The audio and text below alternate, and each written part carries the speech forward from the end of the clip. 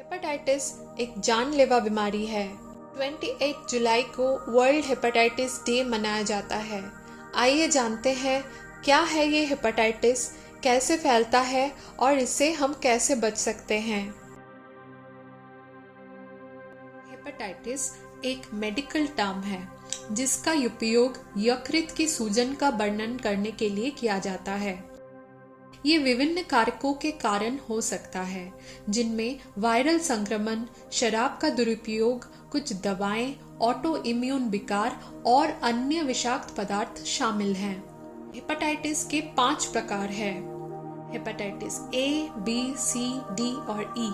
आइए जानते हैं इनके बारे में। हेपेटाइटिस ए एक अत्यधिक संक्रामक वायरल संक्रमण है जो आमतौर पर दूषित भोजन और पानी या किसी संक्रमित व्यक्ति के निकट संपर्क से फैलता है। आइए जानते हैं इसके लक्षण।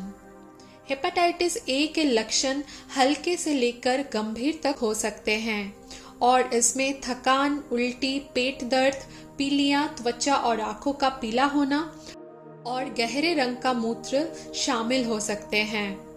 हेपेटाइटिस ए आमतौर पर दीर्घकालिक यकृत रोग का कारण नहीं बनता है और अक्सर सहायक देखभाल के साथ अपने आप ही ठीक हो जाता है।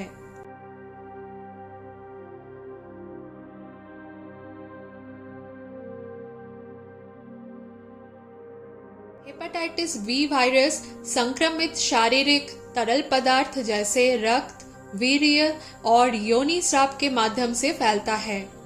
ये बच्चे के जन्म के दौरान यौन संपर्क, सुई साझा करने या आकस्मिक सुई चुभने के माध्यम से मां से बच्चे में फैल सकता है। आइए जानते हैं इसके लक्षण क्या क्या हैं। तीव्र हेपेटाइटिस बी हेपेटाइटिस ए के समान लक्षण पैदा कर सकता है, लेकिन कुछ मामलों में ये क्रॉनिक संक्रमण में बदल सकता है, जिससे लीवर सिरोसिस और लीवर कैंसर भी हो सकता है। हेपेटाइटिस बी की तरह हेपेटाइटिस सी रक्त से रक्त संपर्क के माध्यम से फैलता है। ये आम तौर पर नशीली दवाओं के उपयोग के दौरान सुइयों को साझा करने या दूषित रक्त संक्रमण प्राप्त करने के माध्यम से फैलता है। लक्षण। हेपेटाइटिस सी अक्सर प्रारंभिक चरण में लक्षणहीन होता है और कई लोग संक्रमण से तब तक अनजान रह सकते हैं जब तक कि ये क्रॉनिक लीवर रोग में नहीं बदल जाता है, जिससे सिरोसिस और लीवर कैंसर हो सकता है।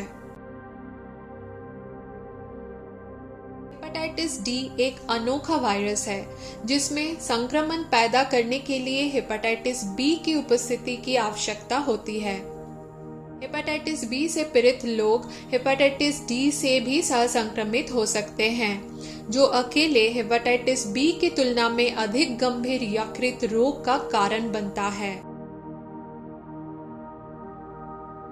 हेपेटाइटिस ए के समान हेपेटाइटिस ई आमतौर पर दूषित पानी या भोजन के माध्यम से फैलता है, खासकर खराब स्वच्छता वाले क्षेत्रों में। ये आमतौर पर एक स्वसीमित बीमारी है, लेकिन गर्भवती महिलाओं में ये गंभीर जटिलताओं का कारण बन सकती है। हेपेटाइटिस के निदान में विशिष्ट एंटीबॉडी या वायरल आनुवंशिक सामग्री का पता लगाने के लिए रक्त परीक्षण शामिल होता है। उपचार हेपेटाइटिस के प्रकार और संक्रमण की अवस्था के आधार पर भिन्न होता है। गंभीर मामलों में विशिष्ट उपचार की आवश्यकता नहीं हो सकती है, लेकिन सहायक देखभाल आवश्यक है। क्रॉनिक हेपेटाइटिस के लिए संक्रमण को प्रबंधित करने और यकृत क्षति को रोकने के लिए एंटीवायरल दवाएं निर्धारित की जा सकती है।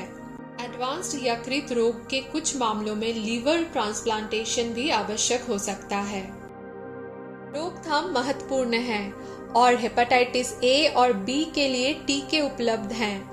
निवारक उपाय जैसे अच्छी स्वच्छता का पालन करना, उच्च जोखिम वाले व्यवहार से बचना, यौन गतिविधियों के दौरान सुरक्षा का उपयोग करना और सुइयों या व्यक्तिगत वस्तुओं को साफ ना करना आवश्यक है। यदि आपको संदेह है कि आप हेपेटाइटिस के संपर्क में आ गए हैं या यकृत रोग से संबंधित लक्षणों का अनुभव कर रहे हैं, तो उचित मूल्यांकन, निदान और प्रबंधन के लिए तुरंत चिकित्सा सहायता लेना महत्वपूर्ण है।